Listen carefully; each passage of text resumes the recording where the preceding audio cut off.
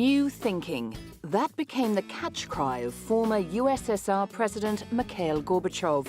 And it was an apt slogan as the Soviet leader embarked on major domestic reforms in 1985 and proclaimed the need for new political thinking in international relations. Gorbachev's primary goal was to revive the Soviet economy after the stagnant Brezhnev years. He called for increased industrial and agricultural productivity, fast-paced technological modernization, and attempted to reform the Soviet bureaucracy to be more efficient and prosperous.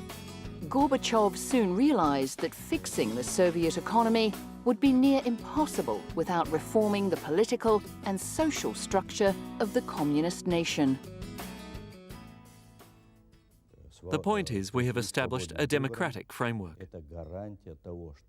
Free elections are the guarantee that from one election to the next, society will have a better and better view of what each candidate stands for. Therefore, we'll make more informed choices. The reforms included personal changes, most notably the axing of his foreign affairs minister, along with other old thinkers. Gorbachev was putting the wheels of democracy into motion. Former UK Prime Minister John Major. Well on the way to democracy. I think that is the greatest legacy he will leave within the Soviet Union, and that is a remarkable legacy. The USSR was already suffering severe economic stagnation, but with increased diplomatic, military and economic pressures, President Gorbachev introduced the liberalizing reforms of perestroika.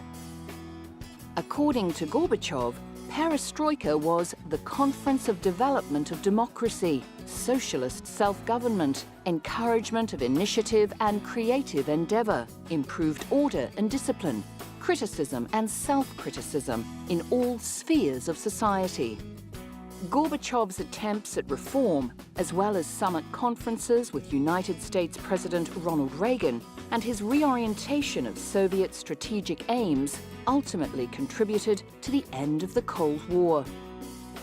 It's now acknowledged that fundamental reform destroyed the pillars of the Soviet regime. Ultimately, it was the interaction between Mr. Reagan and Mr. Gorbachev that transformed Europe and the world. The unlikely partnership repaired relations between East and West, led to arms reduction deals, and eased tensions between the superpowers. First Ronald Reagan Freedom Award in recognition of your imperishable contributions to the freedom of mankind. 1988 would see Gorbachev's introduction of glasnost, which gave new freedoms to the people, including greater freedom of speech. This was a radical change, as control of speech and suppression of government criticism had previously been a central part of the Soviet system. The press became far less controlled, and thousands of political prisoners and many dissidents were released. Gorbachev's goal in undertaking glasnost was to pressure conservatives within the CPSU who opposed his policies of economic restructuring, and he also hoped that through different ranges of openness, debate and participation, the Soviet people would support his reform initiatives. This is a very great man. Just look at what he's done.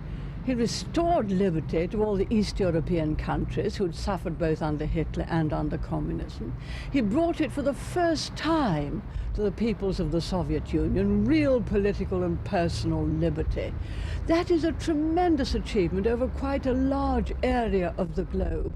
And he did it all without a shot being fired.